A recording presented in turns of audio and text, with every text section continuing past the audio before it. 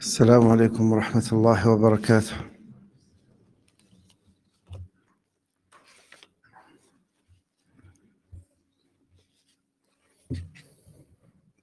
إن الحمد لله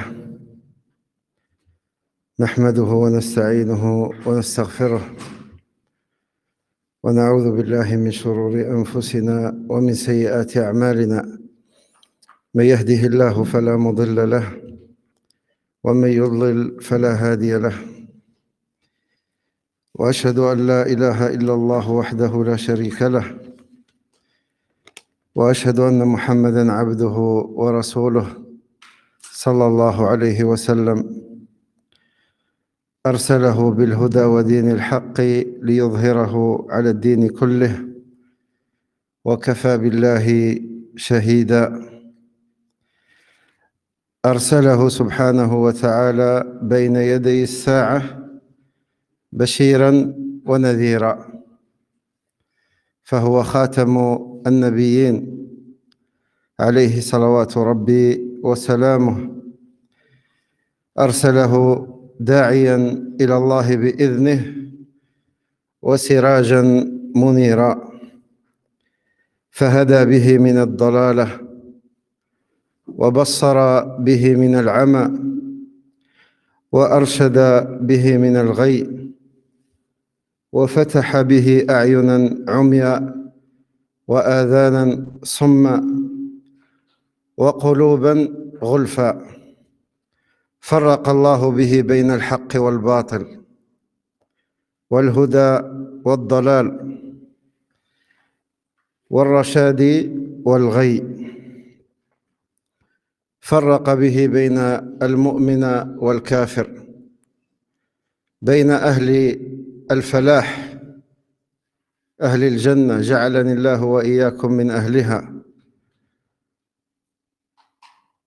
فرق بين أهل الجنة وأهل النار الذين هم أهل الشقاوة، أعاذنا الله وإياكم منها. يا أيها الذين آمنوا اتقوا الله حق تقاته ولا تموتن إلا وأنتم مسلمون. يا أيها الناس اتقوا ربكم الذي خلقكم من نفس واحدة وخلق منها زوجها وبث منهما رجالا كثيرا ونساء، واتقوا الله الذي تساءلون به والأرحام، إن الله كان عليكم رقيبا. يا أيها الذين آمنوا اتقوا الله وقولوا قولا سديدا يصلح لكم أعمالكم ويغفر لكم ذنوبكم، ومن يطع الله ورسوله فقد فاز فوزا عظيما.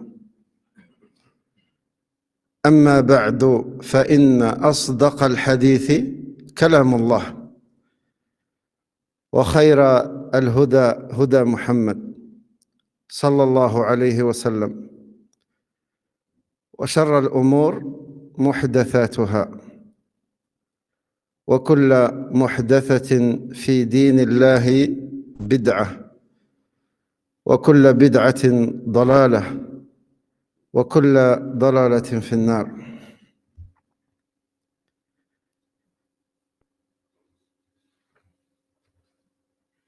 أسأل الله العلي القدير بأسمائه الحسنى وصفاته العلى أن يصلح لنا النية والذرية والأهل والعمل. اللهم إنا نعوذ بك أن نضل أو نضل أو نزل أو نزل أو نظلم أو نظلم.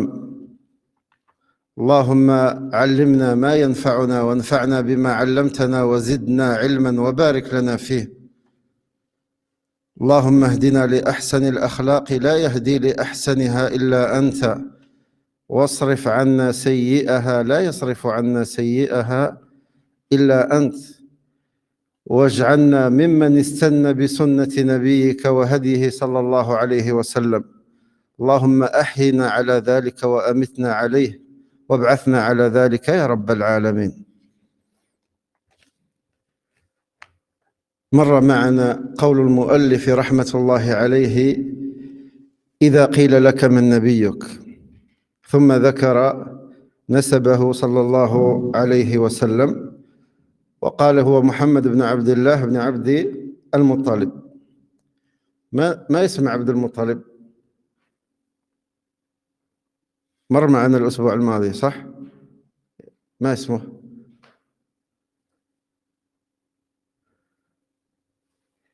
toi tu triches. ما اسمه؟ Nous avions vu le prénom d'Abd al-Muttalib la semaine dernière. C'était quoi son prénom? Pas de note. Personne révise. Hein? C'était quoi son prénom? Habib. أي بارك الله فيك. طيب عبد المطلب ابن هاشم. هاشم hein? Vous vous rappelez ou pas? hein? اسم هاشم عمرو. نعم عمرو ابن عبد مناف. اسم أم النبي صلى الله عليه وسلم؟ hein? آمنة بنت وهب بن عبد مناف. Donc Hachim, son nom c'était Amr. Et la mère du prophète sallallahu alayhi wa sallam, son prénom c'était Amina bint Wahb ibn Abd Manaf. Vous vous rappelez? طيب. Les enfants du prophète sallallahu alayhi wa sallam, nous avions vu qu'ils étaient au nombre de 7. D'accord? J'avais dit au début du cours 6 et je me suis trompé. Donc c'est 7. Le premier c'est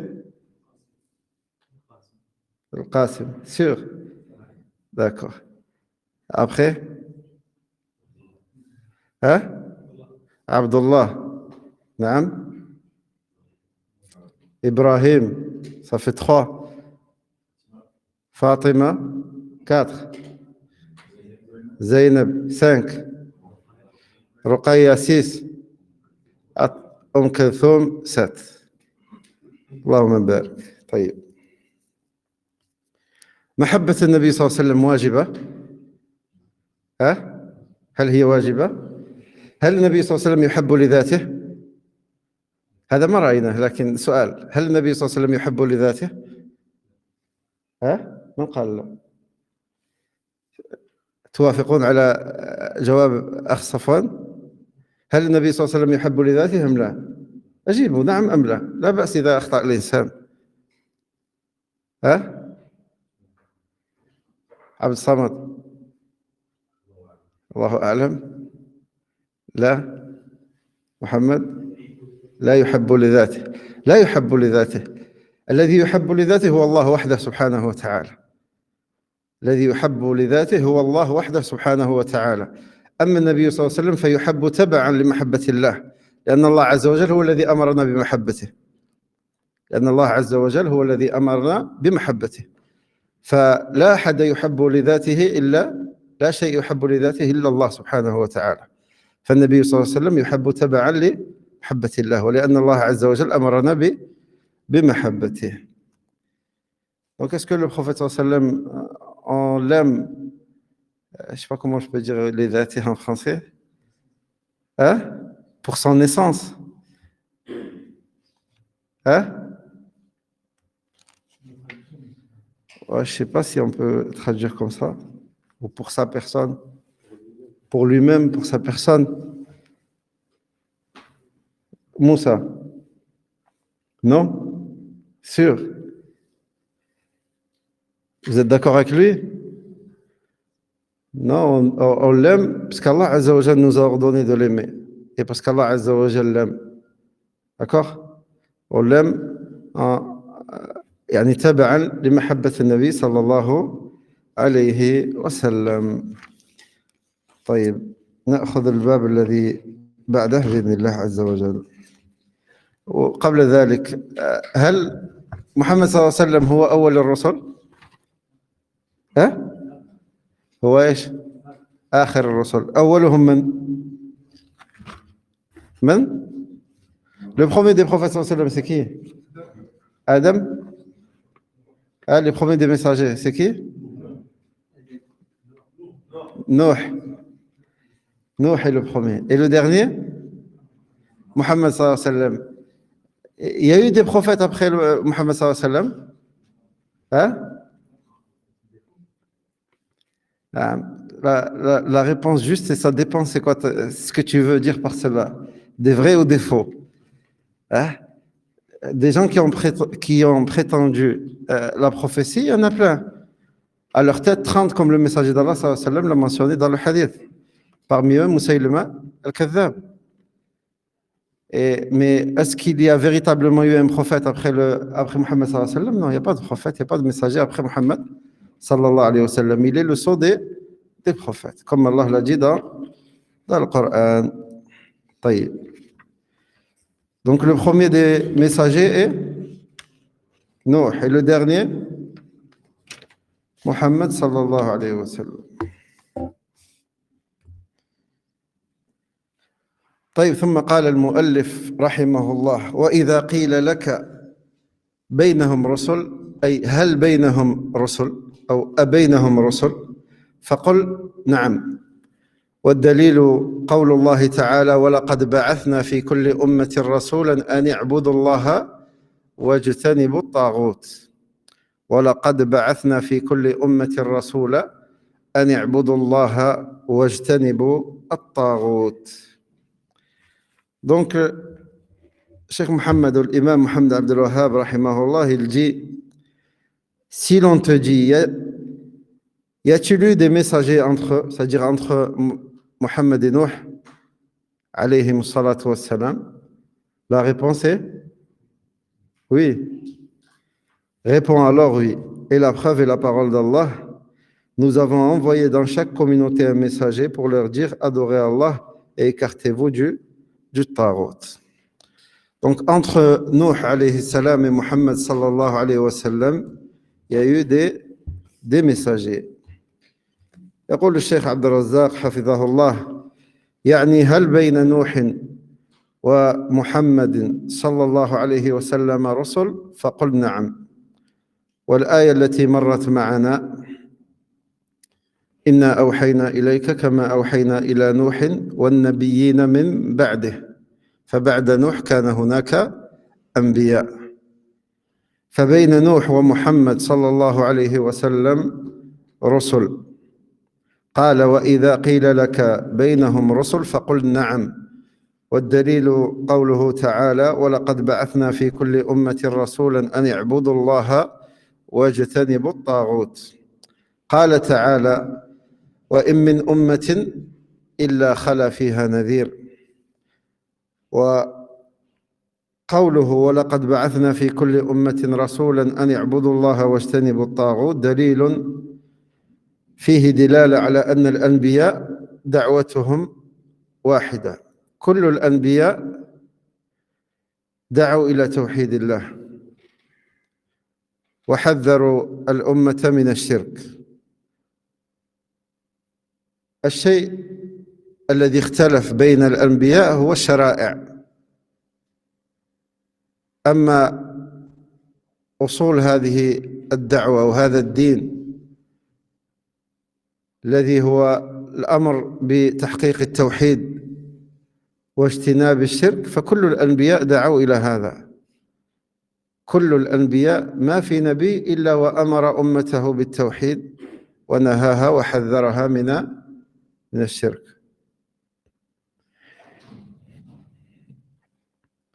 كلهم دعاة إلى توحيد الله وإلى الإيمان به وإلى الإيمان بكل ما يأمر به تبارك وتعالى يعني بالإيمان به أركان الإيمان كم هي؟ هنا لو تنتبهون إلى كلام الشيخ قسمها إلى قسمان أو إلى قسمين هناك أركان من باب الإخبار وهناك من باب الأوامر فمن باب الإخبار ما جاء في حديث جبريل أن تؤمن بالله وملائكته وكتبه. طيب شوف الإيمان بالله، الترتيب الذي جاء في الحديث: الإيمان بالله لأن الله هو الذي أرسل لكم الملائكة وملائكته، والملائكة نزلت بالكتب. الكتب أنزلت على من؟ الرسل، والرسل أنذروا وحذروا الناس من اليوم الآخر. ثم القدر الذي هو سر الله سبحانه وتعالى، هذا لا يظهر إلا في اليوم الآخر. في اليوم الآخر يظهر منا السعيد والشقي. واضح؟ الإيمان بالله الذي أنزل الملائكة، نزلوا بالكتب للرسل، والرسل إيش فعلوا؟ أنذروا وحذروا هذه الأمة من يوم الحساب. وفي يوم الحساب يصير الغيب شهادة، يتبين القدر، مقادير الله، من كتب من أهل الجنة فهو من أهل الجنة، وتظهر لك الحكمة من كل ما فعله الله سبحانه وتعالى. طيب هذه يعني أركان الإيمان من باب الإخبار. ثم من باب الأوامر، ما هي أركان الإيمان؟ عتاب، هو تعريف الإيمان.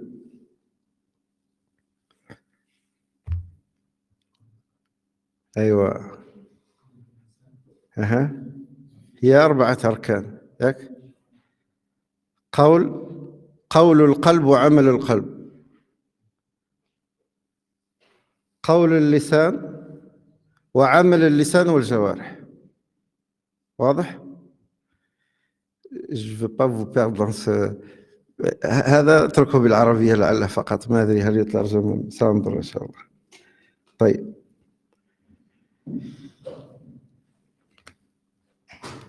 فالأنبياء عقيدتهم وأصولهم ودينهم واحد، كما جاء في الحديث عن نبينا عليه الصلاة والسلام أنه قال: نحن الأنبياء أبناء علات، ديننا واحد وأمهاتنا شتى، أي عقيدتنا واحدة. وقوله وأمهاتنا شتى أي شرائعنا مختلفة، لكل جعلنا منكم شرعة ومنهاجا. فالشريعة قد تختلف من نبي إلى آخر، أما العقيدة والإيمان والتوحيد والأصول واحدة متفق عليها بين جميع النبيين. كالله مفصليت لا تخرجك. Donc Cheikh Abdel Razak Hafidahullah, il dit en commentaire: et si l'on te dit, y a-t-il eu des messagers entre eux? C'est-à-dire, est-ce qu'il y a eu des messagers entre Nuh et Mohammed sallallahu alayhi wa sallam? Réponds alors oui. Et nous avons le verset où Allah dit dans le sens du verset: nous t'avons fait une révélation comme nous fîmes à Nuh et aux prophètes après lui. Ce verset prouve qu'il y a eu des prophètes après Nuh alayhi salam. Et entre Nuh et qui est Mohammed sallallahu alayhi wa sallam. Il y a eu donc des messagers entre Nuh et Mohammed sallallahu alayhi wa sallam. Donc si l'on te dit, y a-t-il eu des messagers entre eux? Réponds alors oui. La preuve est la parole d'Allah subhanahu wa ta'ala dans le sens du verset: nous avons envoyé dans chaque communauté un messager pour leur dire adorez Allah et écartez-vous du at-taghut. Et puis la parole d'Allah subhanahu wa ta'ala dans le sens du verset: il n'est pas une nation ou une communauté qui n'ait déjà eu un avertisseur. Toute communauté a eu un avertisseur et un messager. Et Allah dit aussi dans le sens du verset: nous avons envoyé dans chaque communauté un messager pour leur dire adorez Allah et écartez-vous du at-taghut.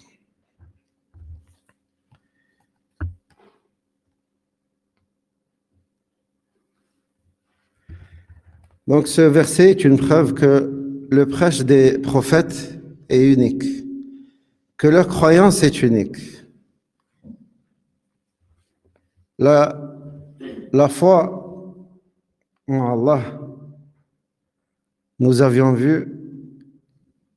les piliers de l'islam, le hadith Jibril, où Jibril alayhi salam questionne le prophète sallallahu alayhi wa sallam sur les piliers de l'islam, et le messager d'Allah sallallahu alayhi wa sallam l'informe, il lui dit qu'ils sont au nombre de 6. D'accord? Et comme j'ai dit tout à l'heure, ça c'est par rapport à هذا من باب الإخبار. Fait que le prophète sallallahu alayhi wa sallam nous a annoncé qu'il y a 6 piliers. Maintenant, concernant les actes, vous savez, les piliers de la foi, il y a ceux que le messager d'Allah sallallahu alayhi wa sallam a mentionné dans ce hadith, il y a ceux qui sont relatifs à l'acte de l'homme. Et ceux-là, ils sont au nombre de 4 piliers. Qui peut me les mentionner? Si je les ai dit tout à l'heure en arabe, c'est plus facile. Qui peut mentionner les 4 qui concernent les ordres d'Allah subhanahu wa ta'ala, qui sont les actes? Là, le messager d'Allah nous a informé que les piliers de la foi sont au nombre de 6. Hein? Et ça, c'est min bab, l'information. Il nous a informé de cela. Et regardez, subhanallah, l'ordre dans lequel le prophète sallallahu alayhi wa sallam a donné ses piliers. Il a dit croire en Allah. Allah qui a fait descendre ses anges. Il a dit croire aux anges après. Ces anges sont descendus avec quoi? Avec des livres. Croire en ces livres. Ces livres sont descendus pour qui? Pour les messagers. Ces messagers, ils ont été envoyés pourquoi? Pour nous avertir qu'il y aura un jour du jugement. Hein? Et dans ce jour du jugement, qu'est-ce qu'il va avoir? Ce jour-là, chacun connaîtra son destin, s'il fait partie des gens heureux ou malheureux. D'accord? Donc, croire en Allah qui a envoyé ces anges qui sont descendus avec les livres. Les livres qui ont été descendus pour qui? Pour les messagers. Ces messagers-là, qu'est-ce qu'ils ils nous ont informé de quoi? Ils nous ont averti de quoi? Qu'il y aura un jour de jugement. Dans le jour du jugement, chacun d'entre nous connaîtra son destin. Le paradis ou l'enfer. C'est pour ça que les savants, ils disent qu'il n'est pas permis ou ne fait pas partie du bon comportement de l'étudiant en sciences de mentionner ces piliers dans le désordre. Il faut qu'il les mentionne dans l'ordre, parce que le prophète sallallahu alayhi wa sallam, il les a mentionnés dans cet ordre dans un but précis. واضح؟ طيب, on revient aux piliers de la foi. Les piliers de la foi, min bab al-ikhbar, si on parle de Abou Moussa, tu finis le cours à ma place, je crois. Je suis fatigué. Que le prophète sallallahu alayhi wa sallam nous a informé qu'il y a 6 piliers, que la foi a 6 piliers, ceux qu'on a mentionnés. Après, concernant les ordres d'Allah, le fait de croire en la foi elle a 4 piliers par rapport aux ordres d'Allah Azza wa Jal. Qui peut me les mentionner? On va dire Abd Samad, ou Itab, ou un autre. Les actes du cœur. Avant les actes du cœur, il y a quoi? La parole du cœur. La parole du cœur et les actes du cœur. Puis la parole de la langue et les actes de la langue et les membres. وهذا هو تعريف الإيمان. هذا هو تعريف, c'est la définition de la foi. Vous vous rappelez la définition de la foi? C'est quoi la foi, Safwan? قول, اعتقاد, قول وعمل. اعتقاد أي قول القلب وعمل القلب. Qui peut me donner des exemples sur l'acte du cœur? La crainte, l'amour, par exemple. Donc, c'est bon, on passe à la suite. C'est clair pour le pilier de la foi, hein? Inch'Allah, j'essaierai de détailler un peu plus si on a l'occasion, et on aura, bi'idhnillah azza wa jal, si Allah nous le permet, l'occasion de faire un autre livre qui traite la croyance, même si cela déplaît à certains, hein, ou cela trouve que les livres de croyance sont ennuyants. Allah al-Musta'an. Tu n'as été créé que pour concrétiser le tawhid. Donc si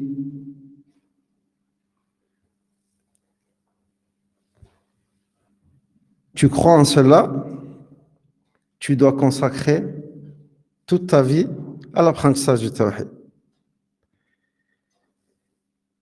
Et c'est pour ça que même Cheikh Rabi, hafidhahullah, et d'autres disent, le salafi, même quand il enseigne les mathématiques, il parle du tawhid aux gens.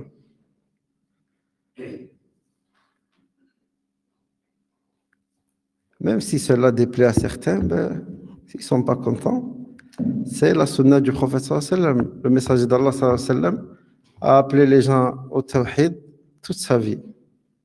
Et tous les messagers ont appelé leur communauté au tawhid.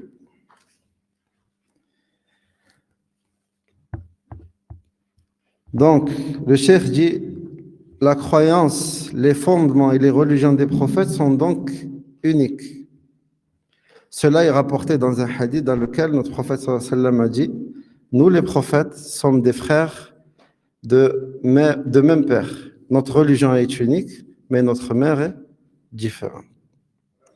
C'est-à-dire que leur croyance est unique et sa parole, mais nos mères diffèrent, c'est-à-dire que leur législation, elle diffère. Mais sinon, tous les messagers, ils ont appelé à la même chose. Ils ont appelé à quoi? Hein? Le verset, c'est quoi?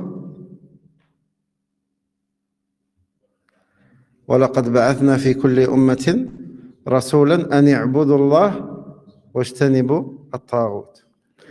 Ya ikhwa, le salafi, le musulman tout court, le salafi surtout, il se doit d'apprendre les choses avec les preuves. Si on te dit quelle est la preuve que les messagers ont tous appelé à la même chose, tu dois connaître la preuve. Quelle est la preuve que le but de ta création est de concrétiser le tawhid? Tu dois connaître la preuve. Tu dois connaître la preuve. Tu dois faire l'effort d'apprendre au moins les versets, ce genre de versets où, quand on te demandera c'est quoi ta preuve, il faut que tu connaisses la preuve. Au moins, tu saches où la chercher. Au minimum, tu saches où la trouver, où la chercher. Il ne suffit pas de dire oh, moi je suis salafi, je fais partie des gens de la sunna. D'accord, avec quoi? C'est quoi la salafia? C'est quoi la sunna? Il ne connaît pas. Ou il va venir avec des règles, je ne sais pas d'où il les amène. Non, tu te dois de connaître les choses avec leurs preuves. Leurs preuves. Si tu n'as pas la capacité de mémoriser les preuves, au minimum, tu dois savoir où les chercher, où les trouver. واضح?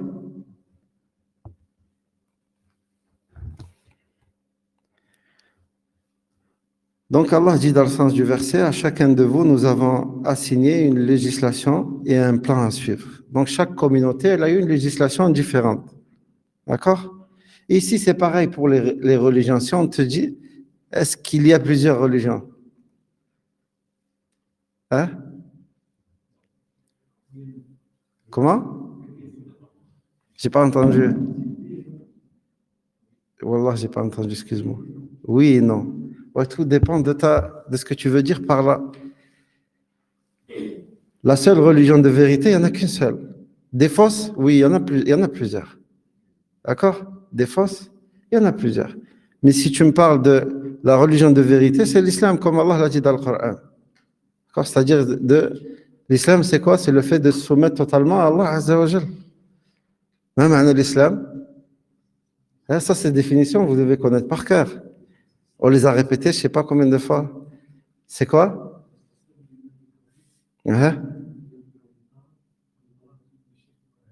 الاستسلام لله بالتوحيد والانقياد له بالطاعة والبراءة من الشرك وأهله. D'accord? طيب. On passe au chapitre suivant. Ou vous avez des questions concernant ce chapitre? Hein? Chahid, tu me fais peur. Vas-y, dis-moi. Pour le plan à suivre, c'est les législations. Regardez, Moussa alayhi salam, Moussa alayhi salam, quand, quand il a rencontré le messager d'Allah sallallahu alayhi wa sallam et qu'il lui a dit qu'Allah Azza wa Jal lui a ordonné 5 prières pour sa communauté, il lui a dit quoi? Reviens et demande qu'Allah t'allège. Moi, pour deux, ils se sont pas soumis à ces deux-là, ils ont eu du mal à les mettre en application. Donc, et cela te prouve que Moussa alayhi salam, sa législation, elle était différente de celle de Mohammed sallallahu alayhi wa sallam. Est-ce que le peuple de Moussa priait comme nous on priait? Non. Est-ce qu'il jeûnait comme nous on jeûne? Non. Les législations sont différentes, les législations diffèrent. Mais la base de cette religion est la même. Tous les messagers, ils ont appelé leur communauté à quoi? Hein? Au tawhid. Tous, sans exception. De Nuh alayhi salam jusqu'à Mohammed sallallahu alayhi wa sallam. واضح? Ça répond à ta question? Hein? Ouais. Oui.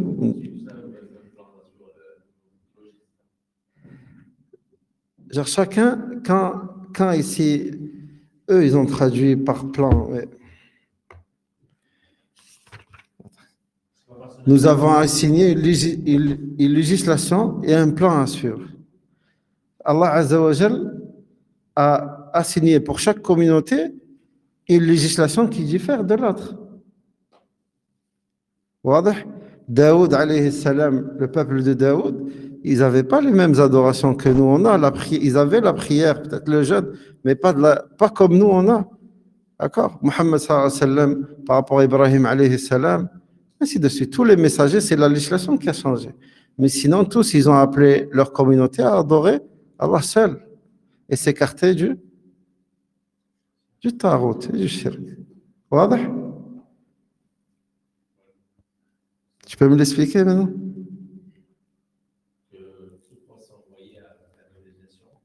Tous les prophètes sont envoyés avec la même législation?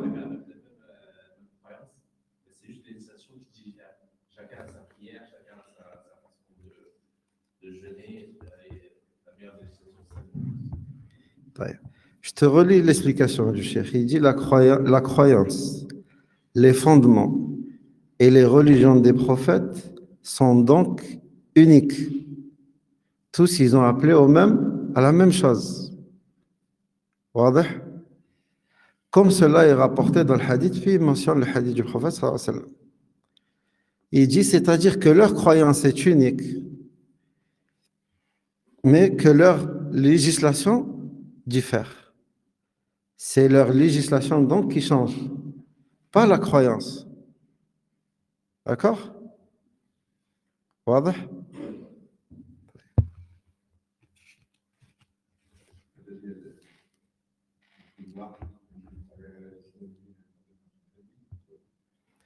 نعم قول الله من يبتغي غير الإسلام دينا فلا يقبل منه وهو في الآخرة من الخاسرين. Ça, comme je vous ai dit tout à l'heure, la question concernant les religions, c'est si on parle de vraie religion, il n'y en a qu'une seule. La religion chez Allah, c'est l'islam. Et l'islam, c'est la définition que vous avez entendue tout à l'heure. Si on parle des fausses religions, oui, il y en a d'autres. Il y a les bouddhistes, il y a ci, il y a ça. Tout ça, ça s'appelle des religions ou pas? Est-ce qu'elles sont vraies? Non, elles sont fausses. C'est comme si on pose la question pour les divinités. Est-ce qu'il y a d'autres divinités qu'Allah? Certains, cette question leur pose problème. Ils disent, comment ça, vous prétendez qu'il y a d'autres divinités qu'Allah? Pour enlever ce problème, ou cette ambiguïté, c'est quoi la définition d'une divinité? Qui est fait pour être adoré? Non. Qui est digne de l'adoration? Non. Toute chose qui est adorée s'appelle une divinité. Toute chose, on parle linguistiquement, toute chose qui est adorée, c'est une divinité. Et Allah les a appelés ainsi. Tu ne peux pas venir nous reprocher pourquoi vous dites c'est des divinités. C'est Allah qui les a appelés comme ça dans le Coran. Donc, mais c'est des divinités fausses. D'accord? Toute chose qui est adorée, ça s'appelle une divinité, que tu le veuilles ou pas. Plains-toi celui qui a fait la rousse ou celui qui a fait. Toute chose qui est adorée, c'est une divinité. D'accord? Maintenant, ce qu'elle a adoré, est-ce qu'elle mérite d'être adorée ou pas? Ça, c'est autre chose. Le seul qui mérite d'être adoré, c'est Allah subhanahu wa ta'ala. واضح؟ Je viendrai à ça après, Inch'Allah, après ce chapitre. طيب. فإذا قيل لك محمد بشر. Genre, est-ce que le prophète sallallahu alayhi wa sallam est un humain, un homme? فقل نعم. هنا المؤلف رحمة الله عليه في هذا الباب والسؤال الذي بعده يريد ينبهنا على مسألة، وهي إذا كان النبي صلى الله عليه وسلم بشر مثل البشر وعبد من عباده، فلماذا تصرفون له العبادة؟ أي الكلام موجه لمن؟ للصوفية ومن يعبد النبي صلى الله عليه وسلم. إذا أقر الصوفي بأن محمد صلى الله عليه وسلم بشر، وما يستطيع أن ينكر ذلك، لأن الله عز وجل قال في كتابه: قل إنما أنا بشر. فالنبي صلى الله عليه وسلم بشر مثل سائر البشر. طيب، قال: قل إنما أنا بشر مثلكم يوحى إلي أنما إلهكم إله واحد فمن كان يرجو لقاء ربه فليعمل عملا صالحا ولا يشرك بعبادة ربه أحدا. ثم قال: وإذا قيل لك محمد عبد، أي هل هو عبد؟ فقل نعم. والدليل قوله تعالى: سبحان الذي أسرى بعبده ليلا من المسجد الحرام إلى المسجد الأقصى الذي باركنا حوله. Donc l'auteur ici, rahimahullah, il dit: et si l'on te dit, notre prophète Mohammed sallallahu alayhi wa sallam était-il un être humain? Réponds oui. Et la preuve et la parole d'Allah dit: je suis en fait un être humain comme vous. Il m'a été révélé que votre Dieu est un Dieu unique. Quiconque donc espère rencontrer son Seigneur, qu'il fasse de bonnes actions et qu'il n'associe dans son adoration aucun autre à son Seigneur. Donc, cette question, je pense qu'on va faire aussi le cours aussi après le Maghreb un peu. Si cela ne vous dérange pas, sinon on arrête comme vous voulez. L'adhan, Inch'Allah, après on reprend. Allahu Akbar, Allahu Akbar. Allahu Akbar, Allahu Akbar. أشهد أن لا إله إلا الله. أشهد أن لا إله إلا الله. أشهد أن محمدا رسول الله. أشهد أن محمدا رسول الله. حي على الصلاة. حي على الصلاة. حي على الفلاح. حي على الفلاح. الله أكبر، الله أكبر. لا إله إلا الله. لا إله إلا الله.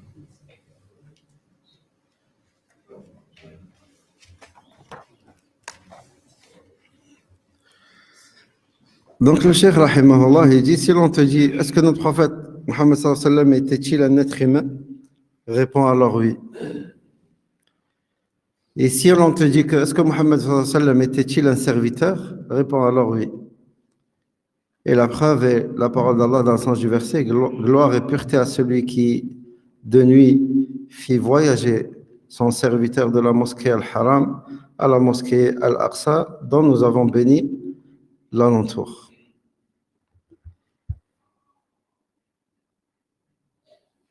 Ces deux questions et leurs réponses suffisent pour réfuter sauf et tout adorateur du prophète sallallahu alayhi wa sallam, toute personne qui va invoquer le messager d'Allah sallallahu alayhi wa sallam. Les gens que vous voyez parfois, que ce soit à la mosquée de Médine, se diriger vers la tombe du prophète sallallahu alayhi wa sallam et l'invoquer, ou les gens qui disent dans leur poésie ô messager d'Allah, prolonge-nous la vie, ou fais ci, ou fais ça, tous ceux qui invoquent le prophète sallallahu alayhi wa sallam. Si tu approuves que le messager d'Allah, si tu approuves que Mohammed sallallahu alayhi wa sallam est un homme, un être humain, comment peux-tu lui donner une des spécificités d'Allah Azza wa Jal? Si tu ne renies pas la parole d'Allah ici, tu ne rejettes pas la parole d'Allah dans ces deux versets, Allah lui-même dit de son messager qu'il est juste son serviteur. Donc comment un serviteur peut-il être adoré? L'invocation n'est-elle pas une adoration? Hein? Donc est-ce qu'elle peut être vouée à autre qu'Allah? Peut-on invoquer autre qu'Allah? Même si c'est le meilleur des hommes, même si c'est le prophète sallallahu alayhi wa sallam. Allah il dit de lui que c'est son serviteur. Un serviteur ne peut pas être une divinité.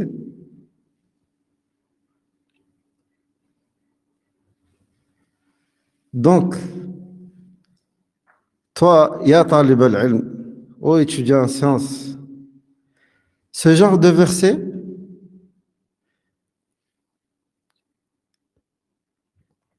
si tu les apprends, te seront suffisants pour réfuter les ambiguïtés des sophis.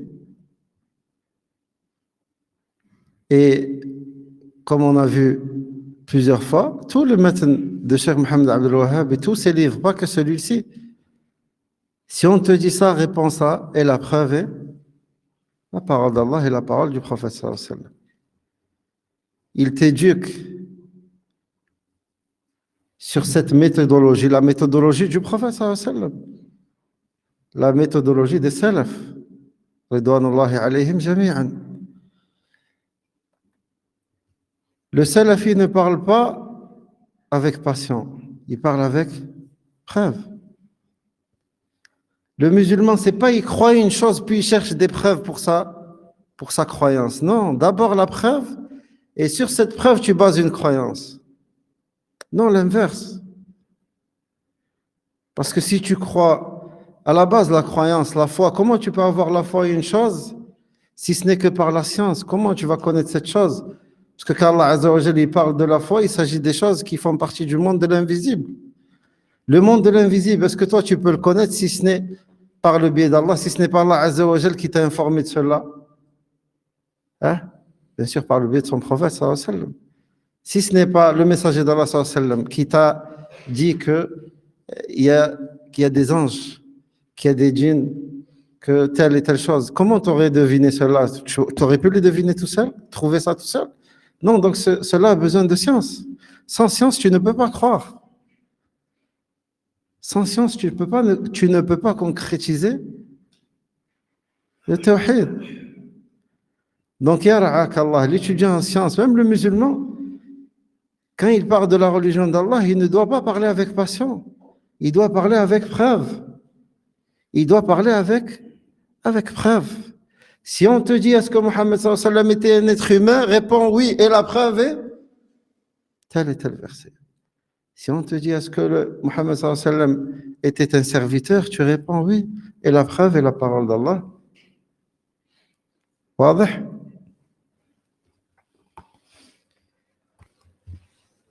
الحمد لله رب العالمين والصلاة والسلام على المبعوث رحمة للعالمين وعلى آله وأصحابه أجمعين. قال الشيخ حفظه الله: هنا ذكر رحمه الله سؤالين في غاية الأهمية، وأراد رحمه الله بذكر هذين السؤالين التحذير من الوقوع في الغلو الذي أخبر النبي صلى الله عليه وسلم أنه أهلك الأمم التي قبلنا. قال صلى الله عليه وسلم: إياكم والغلو، فإنما أهلك من كان قبلكم الغلو في الدين. وقال تعالى: لا تغلوا في دينكم. الغلو هلكة وشر على الإنسان. فطرح رحمه الله هاتين المسألتين تحذيرا من الغلو، وكل مسألة من هاتين المسألتين لها مغزى ينبغي أن يتنبه لها. قال: وإذا قيل لك محمد بشر، أي الأولى والثانية إذا قيل لك محمد عبد، فكل سؤال من هذين السؤالين له مغزى، ويجب على كل مسلم أن يدرك هاتين الحقيقتين: أن محمد صلى الله عليه وسلم بشر، وأنه عبد. والمصنف رحمة الله عليه ذكر من القرآن الدليل على أنه صلى الله عليه وسلم بشر، والدليل على أنه عبد. قال: إذا قيل لك محمد بشر فقل نعم، أي نعم، هو بشر من ولد آدم، وآدم من تراب، أبوه عبد الله وأمه آمنة، فهو بشر، ونسبه مر معنا صلوات الله وسلامه عليه، فهو بشر. والدليل قوله: قل إنما أنا بشر مثلكم، فهو بشر مثل البشر، يأكل ويشرب ويطعم، وحاله كحال البشر، أبوه آدم وآدم من تراب، فهو عليه الصلاة والسلام بشر. قل إنما أنا بشر مثلكم. إذا قيل لك محمد عبد فقل نعم، عبد من عباد الله، يعبد الله، عبد ذليل فقير إلى الله، يعبد الله، يركع، والركوع هو وضع الفقير، والسجود وضع الذليل.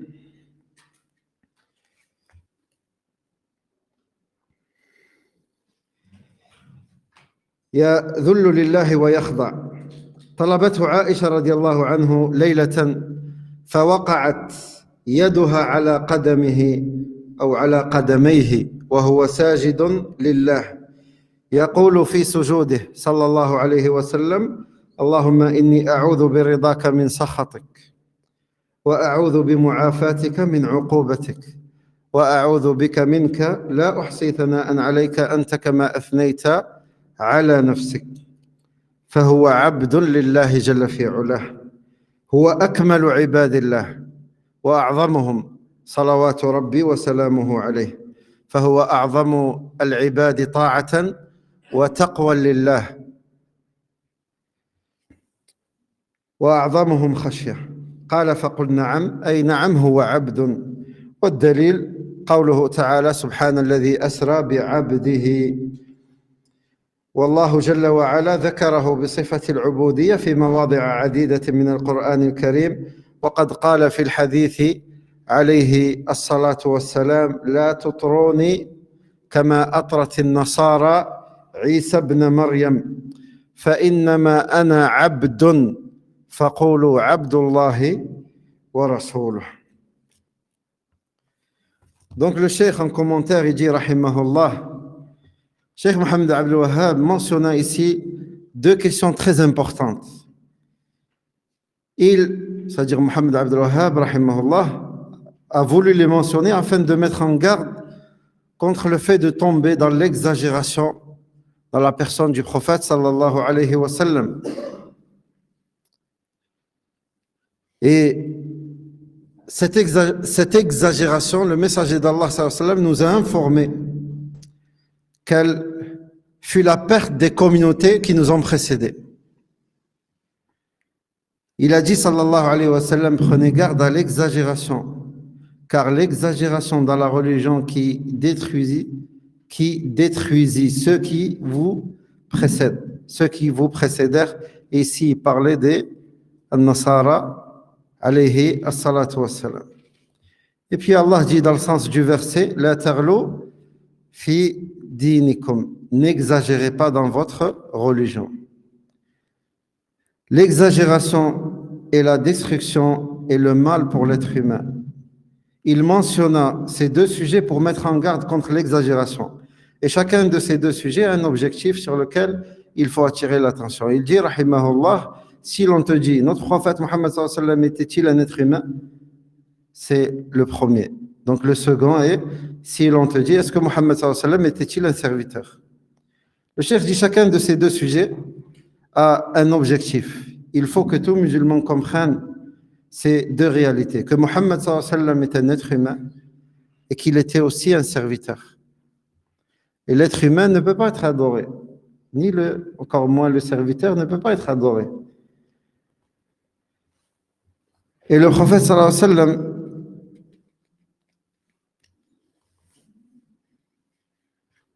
a informé dans le hadith que le cheikh va mentionner que dites, je suis le serviteur d'Allah et son messager. N'exagérez pas en ma personne, mais dites seulement que je suis le serviteur d'Allah et son messager. Et Allah Azza wa Jal a dit que c'était son serviteur et son messager. Sallallahu alayhi wa sallam. Donc ceux qui exagèrent dans la personne du prophète sallallahu alayhi wa sallam, ceux qui invoquent le messager d'Allah sallallahu alayhi wa sallam, ces gens-là n'ont-ils pas exagéré dans la personne du prophète sallallahu alayhi wa sallam? Hein? Ils lui ont donné une spécificité qui est propre à Allah subhanahu wa ta'ala. Même s'ils prétendent l'aimer, sallallahu alayhi wa sallam. Même s'ils prétendent l'aimer. Et comme on a vu la semaine dernière et même dans d'autres cours, celui qui prétend aimer le prophète sallallahu alayhi wa sallam, celui qui aime réellement le prophète sallallahu alayhi wa sallam, suit sa sunna. Et le met à la place qu'il a mis Allah subhanahu wa ta'ala. Allah a dit de lui que c'était un être humain et son serviteur et son messager. Donc, ne lui donne pas, n'exagère pas dans la personne du prophète sallallahu alayhi wa sallam. Ne l'adore pas en dehors d'Allah. Ne l'invoque pas. Ne va pas tourner autour de sa tombe. Ou ne va pas. Mets-le dans la place qu'il mérite, sallallahu alayhi wa sallam. C'est-à-dire, tu te dois de lui obéir, de croire en lui, sallallahu alayhi wa sallam, et de suivre sa sunna, sallallahu alayhi wa sallam. Et le verset que les savants appellent le verset de l'épreuve, c'est avec ce verset qu'on éprouve les gens de l'innovation. Est-ce que vous êtes véridique ou pas? Si vous êtes véridique, Allah il leur dit, dis-leur, Ya Muhammad, si vous aimez Allah, la suite c'est Fattabi'uni, suivez-moi. Donc si tu aimes Allah et son messager, suis le messager d'Allah sallallahu alayhi wa sallam. Suis-le, prends-le comme exemple, comme Allah te l'a ordonné. Mais n'exagère pas dans la personne du prophète sallallahu alayhi wa sallam. Donc si l'on te dit, notre prophète Mohammed sallallahu alayhi wa sallam était-il un être humain? Réponds alors oui. C'est-à-dire oui, il était un être humain parmi les enfants de Adam. Son père était Abdullah et sa mère Amina. Il était donc un être humain. Et le cheikh dit, nous avons vu s'aligner, que les éloges et les salutations d'Allah soient sur lui. Il était donc un être humain.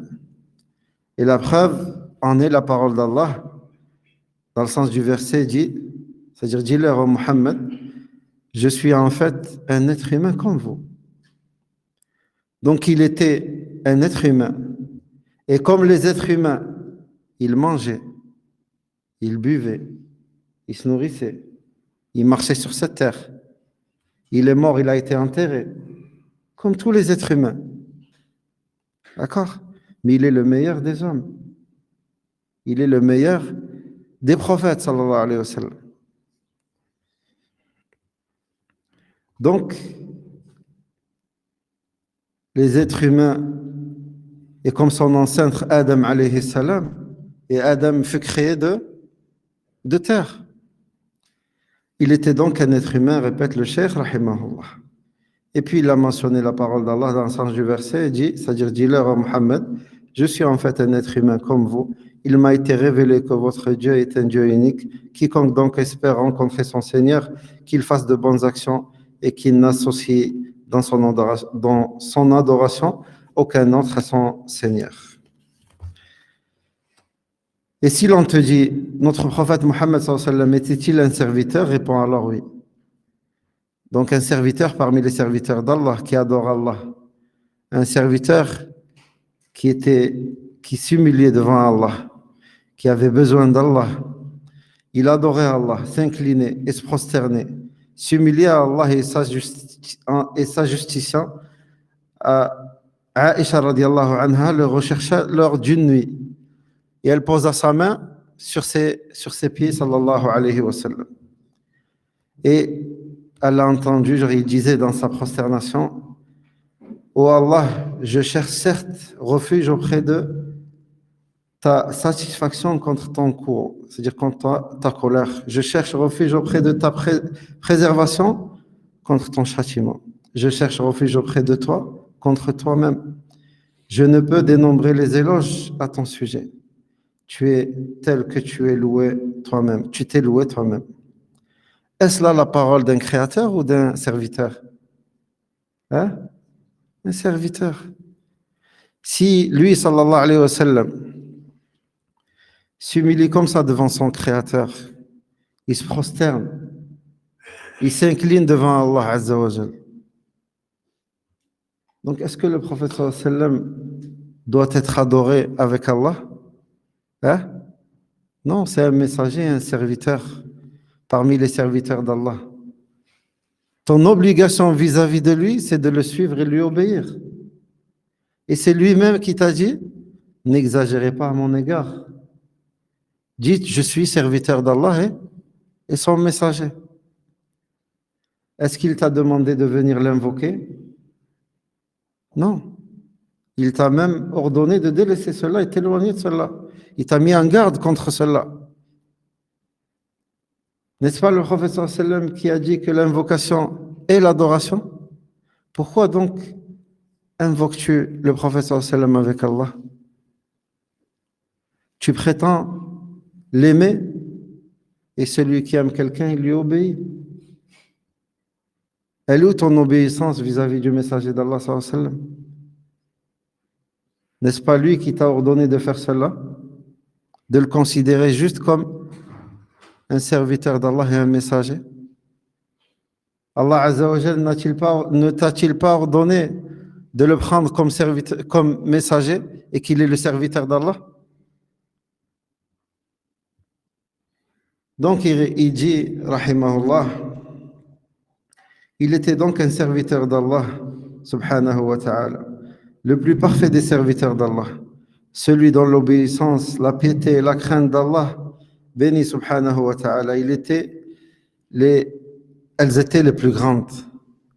Il dit donc, réponds alors oui. Donc si on te demande est-ce qu'il était un serviteur, réponds alors oui. Et la preuve est la parole d'Allah, Subhanalladhi asra bi'abdihi laylan min al-masjid al-harami ila al-masjid al-aqsa, surat al-Isra, le premier verset. Donc Allah subhanahu wa ta'ala le mentionna par la caractéristique de la servitude dans de nombreux passages de son noble Coran. Il dit Tabarakalladhi nazzala al-furqana ala abdih. Il le mentionna donc par la caractéristique de la servitude en de nombreux endroits du noble Coran. Et c'est-à-dire le messager d'Allah sallallahu alayhi wa sallam, dit dans un hadith authentique, n'exagérez pas à mon sujet, comme le firent les chrétiens envers Isa, le fils de Maryam, car je ne suis qu'un serviteur. Dites donc serviteur d'Allah et son messager. Ici, il nous met en garde contre quoi? Le fait d'exagérer. Dans quoi? Hein? Les chrétiens, ils ont pris Isa alayhi salam comme... Ils ont dit quoi? Que c'était le fils d'Allah. Et qu'ils l'ont pris comme divinité avec Allah subhanahu wa ta'ala. Et si le messager d'Allah nous met en garde contre ce fait, ne faites pas la même chose que eux. Dites seulement, je suis le serviteur d'Allah et son messager. Donc, le cheikh dit, j'ai indiqué que le fait qu'il pose à ces deux questions, qu'Allah lui fasse miséricorde, avait un objectif. Si l'on te dit, est-ce qu'il était un être humain? Et si l'on te dit, est-ce qu'il était un serviteur? Cette parole a un objectif qu'il nous faut comprendre. En ce qui concerne sa parole, était-il un être humain? Si l'on te demande, était-il un être humain? L'objectif de cette question est qu'on ne lui accorde pas, sallallahu alayhi wa sallam, quoi que ce soit de ce qui est spécifique à Allah. Il, sallallahu alayhi wa sallam, était un être humain. Il ne faut rien lui accorder parmi les spécificités d'Allah subhanahu wa ta'ala. Il ne faut pas l'élever au-dessus de son statut d'être humain et l'amener au statut de la seigneurie. On ne lui donne rien des spécificités d'Allah en ce qui concerne la création, la gestion de ce monde, le fait d'accorder et de retenir l'administration ou le fait de tout cerner par la science. Parce que les sophis prétendent que le prophète sallallahu alayhi wa sallam cerne tout par sa science, il sait tout, c'est lui qui pardonne, c'est lui qui fait rentrer en enfer ou rentrer au paradis les gens. Et ces paroles-là sont graves. Allah seul fait cela. Muhammad sallallahu alayhi wa sallam, est-ce qu'il détenait la subsistance? Celui qui donnait la subsistance aux gens? Celui qui donnait la vie ou l'enlevait? Non, sallallahu alayhi wa sallam. C'était un humain, un serviteur d'Allah, sallallahu alayhi wa sallam. Un humain qui mangeait et buvait sur cette terre. Et Allah subhanahu wa ta'ala, concernant Isa alayhi salam, c'était cet exemple qu'il a donné aux gens. Il leur dit, n'était-il pas des gens qui mangeaient et buvaient comme vous, en parlant de Isa et sa mère? Kana ya'kulani ta'am. Donc, une personne qui a besoin de manger, de boire, est-ce qu'elle peut être une divinité? Est-ce qu'elle mérite d'être adorée? Elle a un besoin, cette personne. Et Allah se suffit de lui-même, il a besoin de rien, ni de personne. Aucun être humain ne peut être adoré en dehors d'Allah. Aucune chose, aucun être humain, aucune personne, ni ange, ni djinn, ni animal, ni statue. Le seul qui mérite l'adoration, c'est Allah subhanahu wa ta'ala. Donc, dans ces passages, l'imam Muhammad ibn Abdul Wahhab ici réfute les soufis et les chiites aussi, qui ont exagéré dans la personne de Ali radiallahu anhu et toute la famille du prophète sallallahu alayhi wa sallam. Ton alignée, elle ne te servira à rien si ce n'est tes actes. Abu Jahl n'était-il pas l'oncle du prophète sallallahu alayhi wa sallam? Et Abu Lahab, vous savez que Tabbat Yada Abi Lahab, cette surah, subhanallah, elle est étonnante. Et elle fait partie des preuves concernant le fait de croire au destin. Vous allez me dire comment? Qui peut me dire pourquoi elle fait partie des preuves concernant le fait de croire au destin? Et que Allah Azza wa Jal, même s'il t'informe du destin, tu ne peux le changer. Tu ne pourras le changer. Allah n'a-t-il pas mentionné dans cette sourate qu'Abu Lahab fait partie des gens de l'enfer? Billah alaykum. Même, admettons si Abu Lahab aurait voulu juste mentir et faire croire aux gens qu'il était devenu musulman. Allah t'a informé qu'il fait partie des gens de l'enfer et qu'il ne pourra, est-ce qu'il a pu dire juste je crois en Allah et son messager même en mentant? Il n'a pas pu. Parce qu'Allah t'a informé que lui, sa situation finale, c'est il meurra sur cela. Il ne croira pas. Allah t'a dévoilé une partie du destin. Parmi des choses qui font partie des choses du monde de l'invisible. Si Allah t'a pas informé qu'Abu Lahab faisait partie des gens de l'enfer, tu l'aurais su. Il nous a informé qu'il faisait partie des gens de l'enfer. Il aurait pu venir mentir et dire, moi je dis la ilaha illallah, donc votre prophète il ment. Mais Allah nous a montré dans ces versets que Personne ne peut repousser la volonté universelle d'Allah. Personne. Il a dit dans un autre verset concernant les Juifs, ou les hypocrites, je crois, que jamais ils souhaiteront la mort. Est-ce qu'il est rapporté qu'un d'entre eux a souhaité la mort? Il dira, moi je souhaite mourir. Aucun. Donc le destin, il fait partie des secrets d'Allah qu'il a gardés pour lui. Mais parfois Allah Azza wa Jalla nous a montré certaines choses qui font partie de ce destin, et tout en nous disant que l'un d'entre vous puisse changer ce destin, si vous pouvez. Je vous ai informé qu'Abu Lahab fait partie des gens de l'enfer. Et il fut ainsi. Il est mort sans avoir cru en Allah ou son messager. Même en montant, il n'a pas dit. Même en montant, il n'a pas dit. On a pris un virage, je ne sais pas pourquoi. C'est comme ça. Donc, le cheikh dit, donc en ce qui concerne sa parole, est-ce qu'il était un être humain? Si l'on te demande est-ce qu'il était un être humain, l'objectif donc de cette question est qu'on ne lui accorde pas, sallallahu alayhi wa sallam, quoi que ce soit de ce qui est spécifique à Allah subhanahu wa ta'ala. Et il, sallallahu alayhi wa sallam, entendit quelqu'un dire, il y a parmi nous le messager d'Allah qui sait ce qui arrivera demain. Il se mit en colère, sallallahu alayhi wa sallam, et il dit, la ya'lamu ma fi ghadin illa Allah. Nul ne sait ce qui arrivera demain si ce n'est Allah. Donc comment ces gens-là peuvent-ils prétendre que le messager d'Allah savait ce qu'il y avait dans le Lawh al-Mahfouz, ou même leur gourou là, hein, les soufis? Tu dis que moi, mon cheikh, il sait ce qu'il y a dans le Lawh al-Mahfouz. Moi, mon cheikh, il va voir Malik, l'ange qui est chargé de l'enfer. Il lui dit, tu ne fais rentrer en enfer personne sans mon autorisation. Tu me demandes à moi d'abord. Subhanallah, regardez jusqu'où ils sont partis, ces gens. Leur égarement. Et le plus étonnant encore, c'est que les gens croient en ces égarements-là. Ceux qui sont là à invoquer le Badawi ou à adorer le Badawi. Vous savez que le Badawi, si vous regardez son histoire, c'est quelqu'un qui n'a jamais prié. Le Badawi, un jour, il est sorti, il est venu à la khutbah du vendredi, il est monté sur le minbar, il a uriné, il est rentré. Et on te dit, c'est un des alliés d'Allah.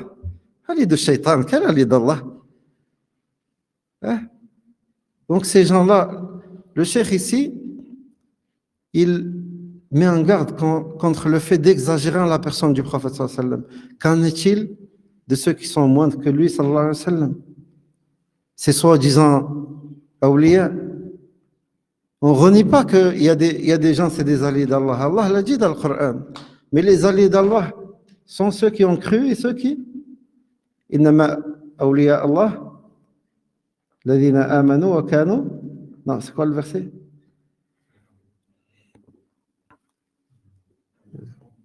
نعم وكانوا يتقون, mais c'est pas ça, je me suis trompé. Non, ça me viendra plus tard, Inch'Allah. Donc les alliés d'Allah, c'est ceux qui ont cru en Allah et qui sont connus pour leur piété. Comment peux-tu prendre des gens qui ne priaient même pas et dire que c'est des alliés d'Allah? Tout musulman qui craint Allah est un allié d'Allah. Et par contre, l'allié d'Allah, comme la foi, ça a des degrés. On n'est pas tous au même niveau. Plus la personne se rapproche d'Allah par les obligations et les nawafil, plus cette personne, Allah l'aime, comme ceci a été rapporté dans le hadith. Hein? Non, ça vous dit rien? ما زال عبدي يتقرب إلي بالنوافل حتى أحبه. Mon serviteur ne cesse de se rapprocher de moi par les choses surrogatoires jusqu'à ce que je l'aime. Est-ce que tous ont fait les prières surrogatoires et les adorations surrogatoires de la même façon? Non, pas tous. On n'est pas tous pareils. On n'est pas tous pareils. Donc l'amour d'Allah proportionnelle justement à cela. Plus la personne elle se rapproche d'Allah, plus Allah il l'aime. On ne peut pas prétendre de quelqu'un qui ne prie pas, on ne peut pas dire que cette personne, Allah il l'aime, c'est pas possible. C'est pas possible. Allah Azza wa Jal nous a décrit les gens qui l'aiment, ce sont des gens qui ont cru en lui et qui le craignent. Allah aime les bienfaisants. Allah aime ceux qui se purifient. Allah nous a donné quelques caractéristiques par lesquelles on reconnaît les gens qui l'aiment, subhanahu wa ta'ala. Donc le prophète sallam ici, il leur a dit, nul ne sait ce qui arrive demain si ce n'est Allah. Donc il était un être humain. On ne lui accorde aucune des spécificités d'Allah, subhanahu wa ta'ala. C'est cela donc l'objectif de la première question. En ce qui concerne la seconde question, j'ai sauté la partie en arabe et j'ai fait exprès. Inch'Allah, on la reprendra peut-être la semaine prochaine. En ce qui concerne la seconde question, si l'on te demande était-il un serviteur, cette question elle a également un objectif. L'objectif de cette question est qu'on ne lui accorde rien des droits d'Allah, qui sont l'adoration. Le prophète sallallahu alayhi wa sallam était donc un serviteur et le serviteur ne doit pas être adoré. L'adoration n'est vouée qu'au Seigneur subhanahu wa ta'ala. Elle est vouée à Allah subhanahu wa ta'ala. Donc si l'on te dit, était-il un serviteur? Réponds oui, un serviteur. Et le serviteur ne doit pas être adoré. L'adoration n'appartient pas au serviteur, l'adoration n'appartient qu'au Seigneur des serviteurs, le Seigneur de l'univers. Inna alladhina tad'una min dunillahi ibadun amthalukum. Ceux que vous invoquez en dehors d'Allah sont des serviteurs comme vous. Ceux que vous invoquez. Donc, même ici, il y a la preuve que l'invocation est une adoration. Est une adoration. Si c'est une adoration, il n'est pas permis de la vouer autre qu'Allah subhanahu wa ta'ala. Le cheikh dit, c'est-à-dire, comment pouvez-vous les invoquer alors qu'ils sont des serviteurs comme vous? C'est la raison pour laquelle Abdullah ibn Abbas radiyallahu anhuma dit, إذا سألت فاسأل الله. Ou le prophète sallallahu alayhi wa sallam a dit à Ibn Abbas radiyallahu anhuma, إذا سألت فاسأل الله. والسؤال هو والدعاء. الدعاء سؤال ولا لا؟ طلب. وإذا استعنت فاستعن بالله. واعلم أن الأمة لو اجتمعت على أن ينفعوك بشيء لم ينفعوك إلا بشيء قد كتبه الله لك ولو اجتمعوا على أن يضروك بشيء لم يضروك إلا بشيء قد كتبه الله عليك رفعت الأقلام وجفت الصحف. Le prophète sallallahu alayhi wa sallam a dit à Ibn Abbas radiyallahu anhu, lorsque tu demandes, demande à Allah. Et lorsque tu demandes de l'aide, demande l'aide à Allah. Sache que si toutes les communautés se réunissaient pour t'accorder un bien, elles ne pourraient t'accorder que ce qu'Allah Azza wa Jal t'a écrit.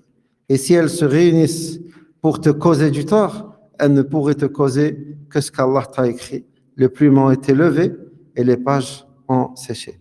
Ça veut dire quoi, les plumes ont été levées et que les pages ont été séchées? Non, ce qui était dessiné a déjà été écrit dans la table préservée. Et ce qui est dans la table préservée ne changera pas. Il ne changera pas. Pourquoi tu te préoccupes de ce que les gens peuvent te faire ou ne pas te faire? Tout est écrit. Ta subsistance, elle est écrite. Ta vie, sa durée, c'est écrit. Pourquoi tu te donnes tout ce mal? Tout est écrit. Tout est écrit.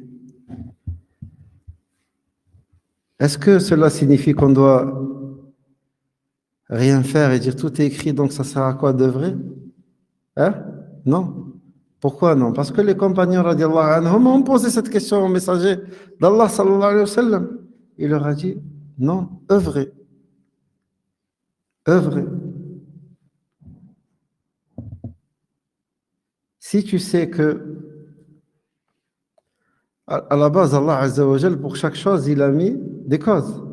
Hein? Pour chaque chose, il a mis des causes. Il y a des exceptions. Des fois, Allah Azza wa Jal, s'il veut, la chose peut avoir lieu sans cause. Et des fois, même à la présence de la cause, la chose, elle n'aura pas lieu quand même. Je vous donne un exemple. À la base, le feu, il fait quoi? C'est une cause pour brûler. Taïb, il y a eu le feu. Et Ibrahim alayhi salam a été jeté dedans. Est-ce qu'il l'a brûlé? Non.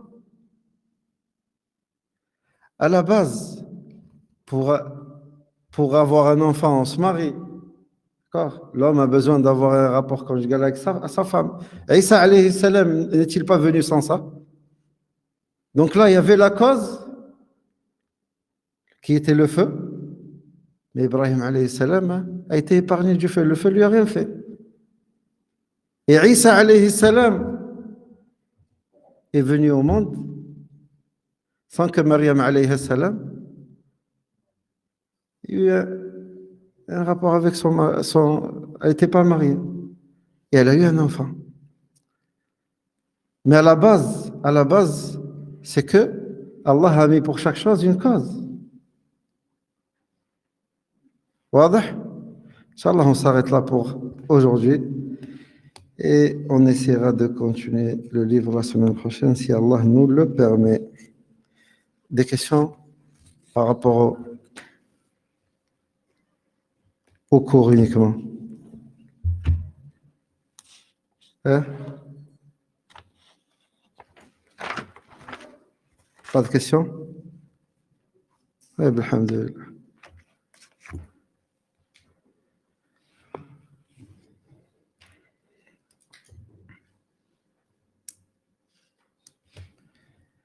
Je clôture donc subhanak Allahumma wa bihamdik ashhadu an la ilaha illa anta astaghfiruka wa atubu ilayk wa sallallahu wa sallam wa barak ala abdihi wa nabiyhi Muhammad. Wa fik barakallah. Comment j'arrive pas à l'arrêter?